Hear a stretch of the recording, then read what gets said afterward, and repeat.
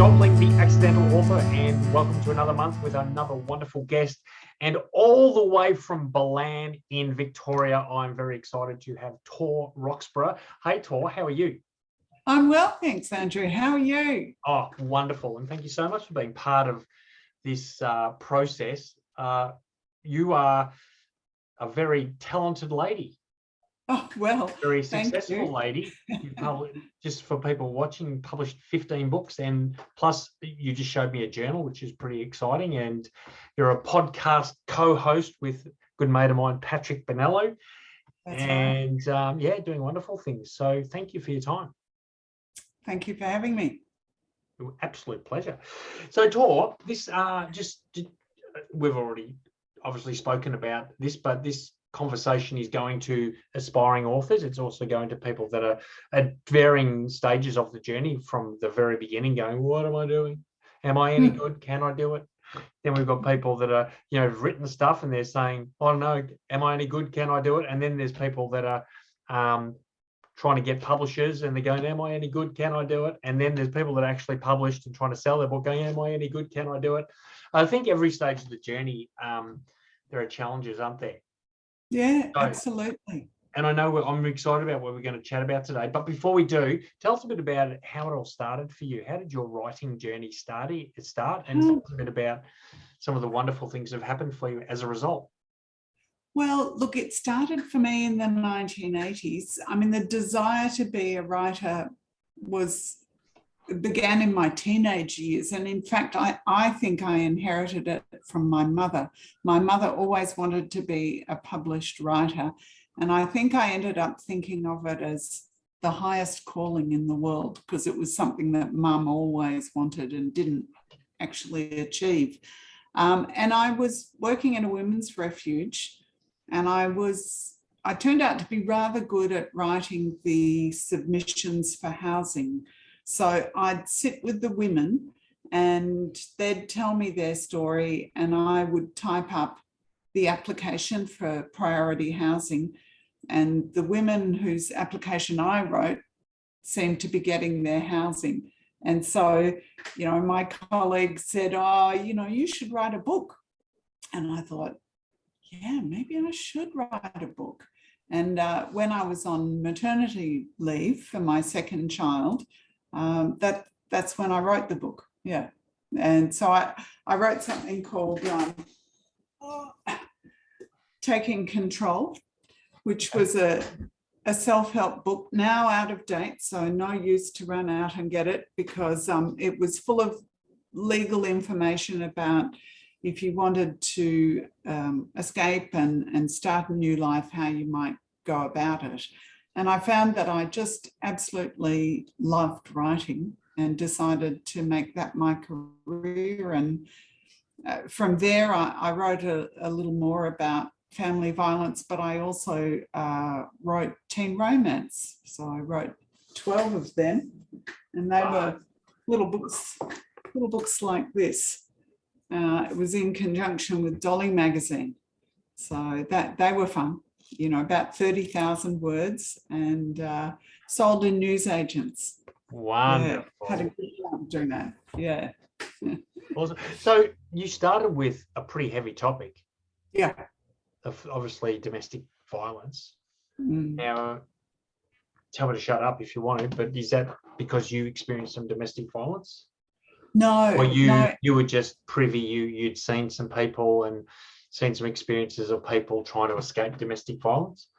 No, in fact, it was my ex-husband had a heroin addiction, and I had come to see that there were some parallels. It wasn't the same thing, but there was the same dynamic in, hoping that it would stop, hoping it would get better, then things would be bad, and then you'd kind of, we'd reconcile, we'd talk, he'd say it'd be fine, and then, things would go missing from the house. So I felt like I had some insight into how difficult it was to live in a emotionally dangerous situation. I wasn't in physical danger, and how hard it is to give up on a marriage and a love, even though it's pretty clear that it's not going to right itself. So, yeah, I thought, I felt that I was a peer of the women I was working with. Well, look, I think that's awesome and it's probably a tough book to write. And I know a lot of people are trying to write their own journey of overcoming certain trauma in their life. And it's tough because you've got to deal with it, right? What were some of the strategies you used to deal with, as you're writing about this trauma, and obviously it was bringing up stuff for you emotionally? How did you move through that? No, look, it was okay. I'm a very pragmatic person, and self-help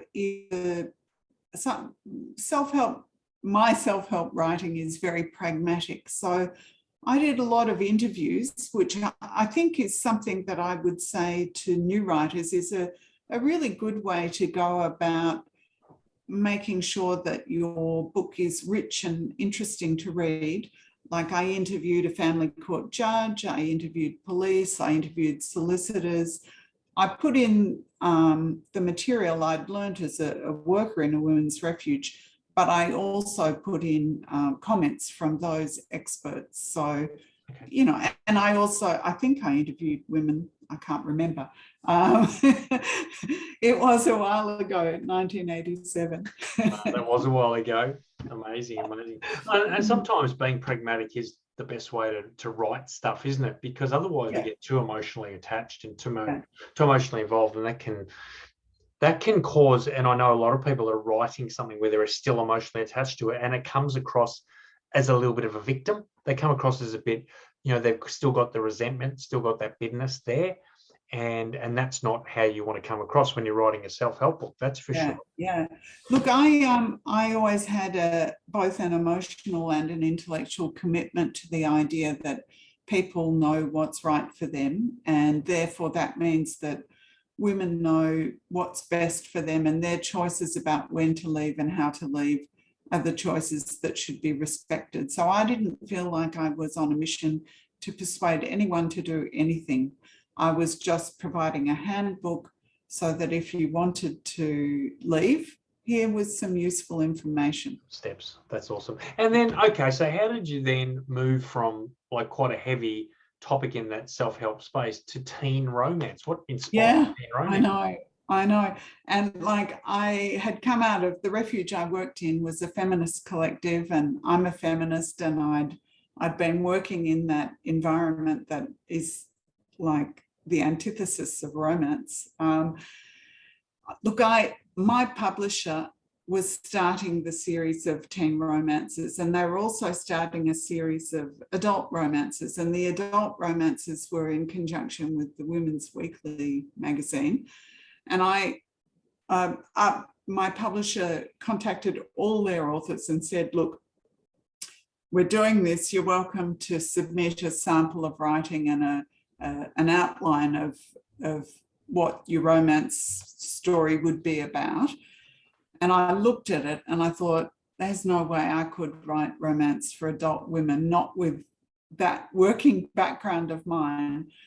But teens, like relationships between people who love each other are really important, and young people's romance is really intense and meaningful, and I felt good about that. So I thought, I can do that. That's awesome. That's so good. I love that. I love how you pivoted, and then you was at that belief that you could do it. And I think that's a really big part of this whole process, is that belief that I can do it. I might have to learn some things or unlearn some things, but I could do it. So, Tor, you've brought up a term that you've called wayfinding. And it sounds like a really interesting concept. So I'd love you to maybe explain it and talk about your personal experiences in your wayfinding as you are sort of navigating your way through this life as an author, a published author. Look, some wonderful insights for the people watching. Thanks, Andrew. Yes, often people say using the word journey is a little bit corny, but writing is a journey, and our lives are journeys. And in another part of my working life, I've I've worked in public sculpture, and often in public sculpture, there's this concept of using something visual like a sculpture as a wayfinding signpost. A more traditional view of wayfinding is the street signs, but also the markers that tell us where we are in the landscape. So it's a phrase that is normally used for architecture or landscape architecture, and it originally comes from the way animals, including humans, move through the landscape. And I just thought that it works rather well with our careers as writers. So, you know, in the beginning, I think a lot of us have a dream, well, I'd like to be a writer. I know I had that dream when I was, you know, a teenager and in my early 20s. And that's you at home before you've even left the front door and looked at what the street signs say, or before you've arrived for the beginning of your hike in the landscape. While you haven't even got in the car, you're not anywhere. You just got this vague dream you'd like to be Vision.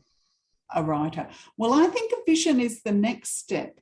Okay. Because I think the dream is something you'd like to be, but the vision is often something a little more specific. You know, I'd like to write a book about escaping family violence, or I'd like to write a book about getting fit.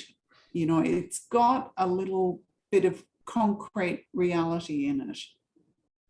So, you know, you've got the vision, then what happens next? Well, I've always said that writers write. As soon as you start writing, you're a writer. Yep.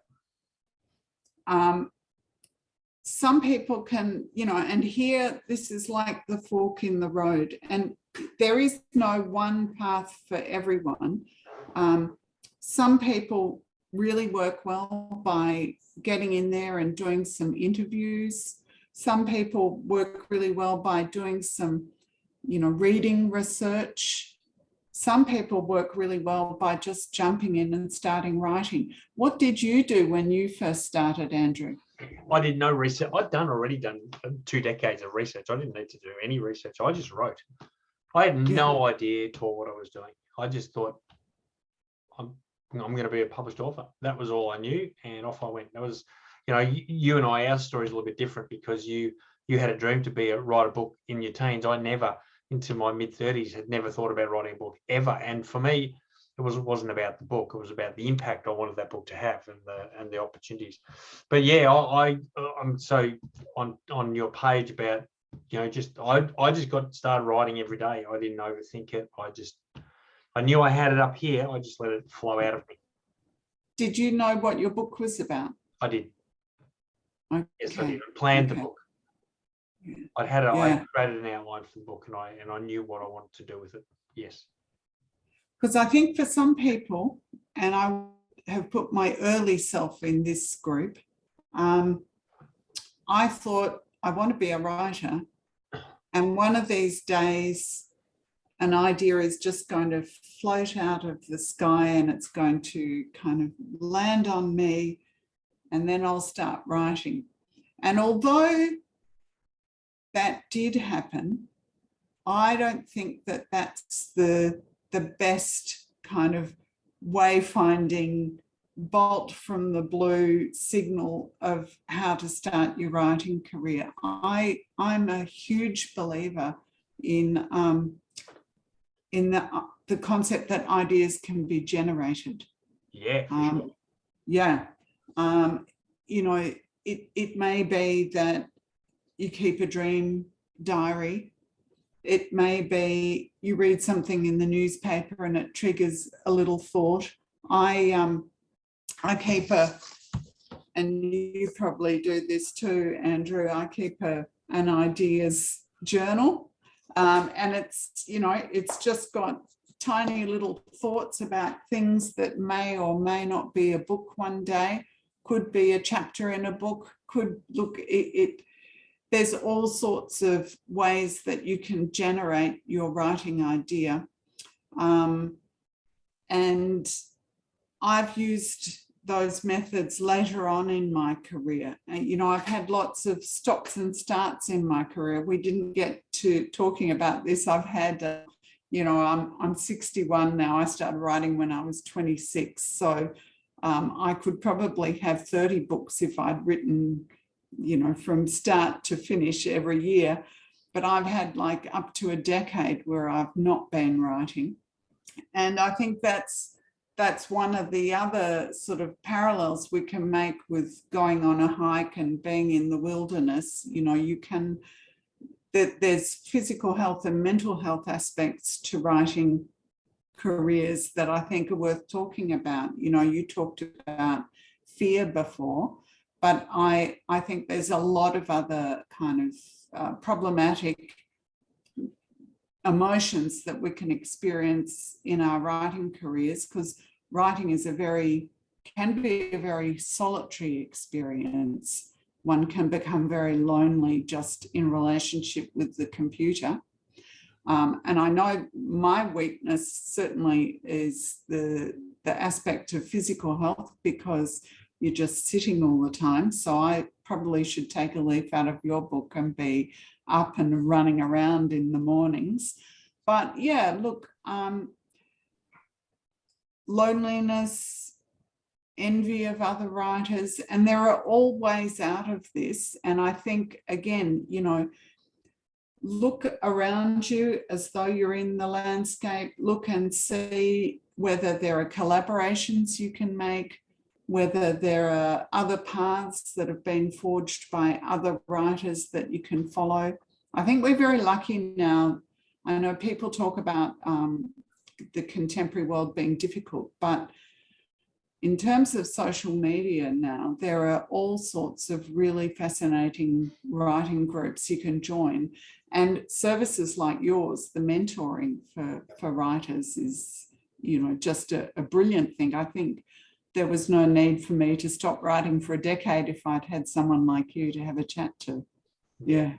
Yeah, I agree. I think, you know, I, like you, Tor, I just had no idea what I was doing. I didn't have a mentor. I just sort of forged the path, you know, got the machete out and cut my way through. And and when you do that, Yeah. you realise, well, if I had someone there that would, if the path was already cut for me, that would have been a lot easier. So that's what I want to do, is, you know, is cut the path for other people. So in your journey or your wayfinding tour, I mean, obviously, you know, you mentioned envy of other writers. How did you manage that? How did you handle that? Because I mean, I think one of the big things is in the group of people that I work with, you know, there is envy. I'm sure there's envy there. You know, there's some people that are trying to struggle to get published, and they're seeing other writers getting published, and there is that envy. How do you overcome that envy? Yeah, well, look, it struck me when I was in my late 30s. I walked into a bookshop, and instead of feeling the absolute joy of being amongst all those books, I felt nothing but envy. Like, why are all these books on sale, and where's mine, and what, you know, where am I in all of this? And like, my reaction at the time, which I think is a reaction of a less mature person, was to stop writing. Because, like, for honourable reasons, I didn't want to be that person. I didn't want to be a bitter person who was envious, and I went and did something else. But I actually think that's not the way. There's absolutely no need to feel like that. And I think one of the best ways to deal with it is to not deny the feeling, but be conscious of the gratitude for the things that have gone well, and engage proactively with your colleagues. I think some of the most joyful experiences I've had as a writer are the experiences I've had in partnership with other writers, and also in partnership with non-writers.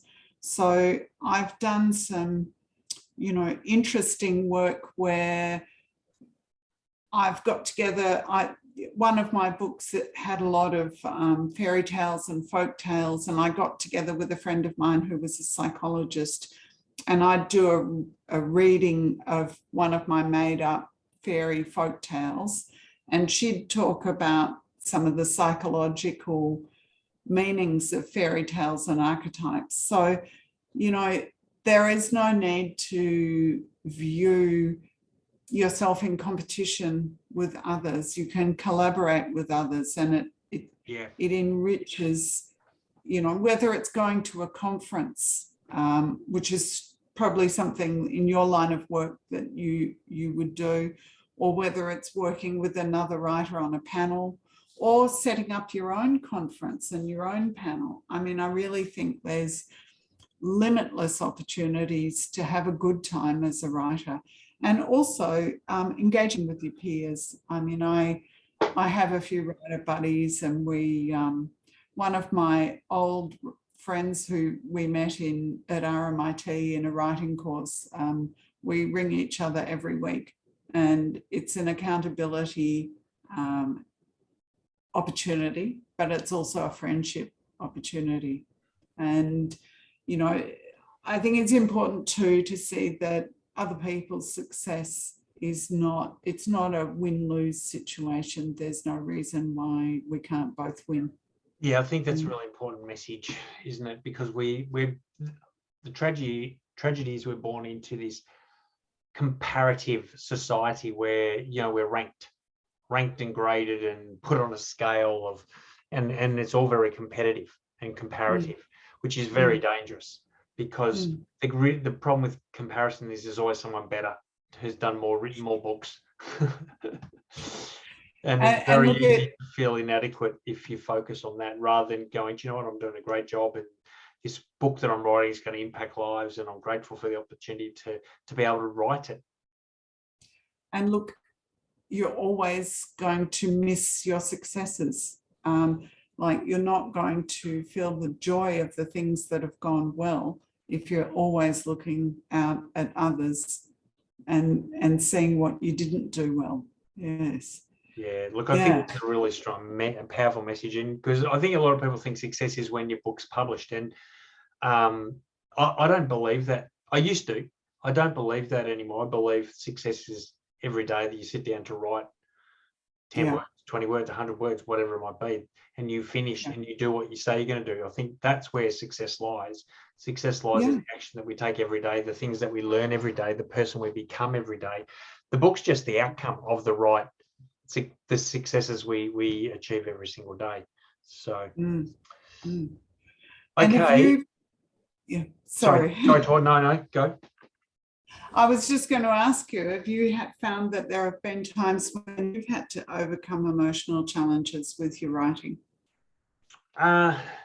With my writing, look, I've had to overcome an enormous amount of emotional challenges. No, with your writing. With my writing, it's interesting because I've never really considered myself like a writer. I'm an author, but I'm not a writer. You know, it's interesting how you see yourself.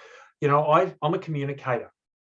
Am I a writer? Well, I write books, but I don't put myself in that category necessarily. When I've got a message, when I've got something I want to say, I can write. I have no problem with it, and it flows quite nicely. So, I've read some of my stuff, and I've gone, oh, that's pretty bad. But I think we all do that. But I now know that's okay. I can make it better. So I've never really been depressed about my writing. I mean, what excites me is every time I finish a little bit of writing every day, I'm excited about someone reading it. I'm going, wow, that's good. Someone's going to really get something out of that. And that for me keeps me doing what I do every day and really enjoying the journey. Yeah, I think the real joy is readers. You know, when you meet someone who's read and enjoyed a bit of your work, I always feel very privileged. Yeah, absolutely. Tor, I would love to chat to you for hours, but unfortunately we're coming to the end of our time together. But that's been awesome, and I think we probably cut short probably the wayfinding, but I think what we did do we opened up people's minds that, you know, writing a book is going to be a journey, and there's going to be highs and lows and ups and downs, and there's going to be detours along the way, and just be open to everything that comes your way. I think that's what you're saying. And then I think the other key message that's really come through, Tor, which I think is a great one, is just keep your eyes on your own writing. Don't worry about what's happening around you. Don't worry about anyone else. The envy is destructive. It's going to stop you in your training. The comparison is going to stop you. Just find the joy in the stuff that you're doing, and know that your writing is going to make a difference. So I think there's really powerful messages there. So thank you for that, Tor. If people want to reach out to you, contact you, buy your books, how do they go about doing that? Come over to my website, torroxburgh.com, and subscribe to my newsletter. That's the best way to keep in touch. Or by all means, listen to Patrick Bonello and I with our podcast, which is all about tech. It's called OK Smartass. Okay, of course it is. Obviously Patrick came up with that name. Yes. What did you talk? I can't imagine. No. In your brain. That's Patrick. Yeah, that's Patrick. Yeah. He is the ultimate smartass. Anyway, Tor, thank you so much for your time. It's been a wonderful conversation. I think might even be worth us getting together again and doing a second part of this, because, you know, for the interest of time, we just don't have time to do more now. But I think we'll talk again. But thank you so much. Thanks for having me, Andrew. It's a privilege.